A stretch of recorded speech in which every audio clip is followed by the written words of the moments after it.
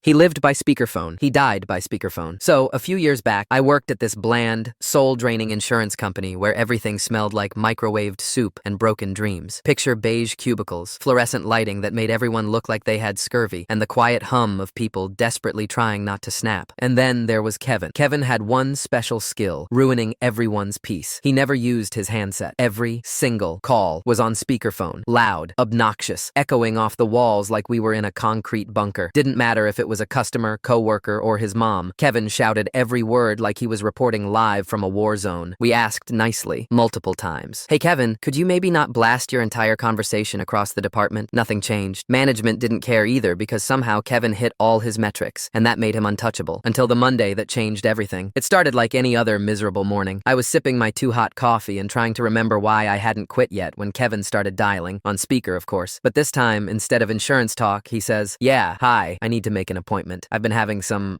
urinary issues." The whole department froze, dead, silent. Kevin kept talking. "Yeah, I've been having trouble going, you know?" He's just casually discussing his bladder problems in surround sound while people are mid-coffee sip, trying not to choke. He books the appointment, hangs up, and immediately dials our boss. "Hey Carol, I've got a medical appointment tomorrow morning. Gonna be late." And just like that, goes back to his spreadsheets like he didn't just expose his kidneys to the entire office. That night, I went home and told my wife, Lisa. We were both cracking up. Then I had a thought. What if, while he's at his appointment tomorrow, someone calls and leaves him a voicemail? Something he'll play on speaker like always? Lisa raised an eyebrow. "What kind of voicemail?" I grabbed a pen and started writing. The next morning, Lisa blocked her number and called Kevin's desk phone at exactly 9:30 a.m. when we knew he'd still be at the doctor. She used this calm, medical voice we'd practiced the night before. At around 10:45, Kevin walked in looking not great, probably post-catheter or whatever, sat down, pulled out his coffee, and, right on cue, started playing his voicemails on speaker. First one, some boring customer, no big deal. Second one, "Mr. Kevin Mitchell, this is Sandra from Dr. Peterson's office. We need you to come back in today if at all possible. There appears to have been a mix-up with your sample collection. You were supposed to provide a urine sample, not a semen sample." The silence lasted about half a second. Then the cubicle farm exploded. Jenny from accounting laughed so hard she snorted coffee onto her keyboard. Mike was wheezing in his chair. Even stoic Beth was giggling behind her monitor. Kevin lunged for the phone to hit delete, but it was way too late. The message had echoed through the entire department like a trumpet of shame. I didn't do that," he stammered, face redder than a fire truck. No one cared. We were too busy laughing. The rest of the day, Kevin sulked in silence. He kept looking around, clearly trying to figure out who did it. Asked a few people outright, but no one cracked. Lisa's voice disguise was flawless. There was zero evidence, just chaos and consequences. But here's the best part. Kevin never used his speakerphone again, ever. From that day on, it was all handset, all quiet voice. It was like a tech exorcism had taken place, a victory for every office worker who just wanted to hear themselves think.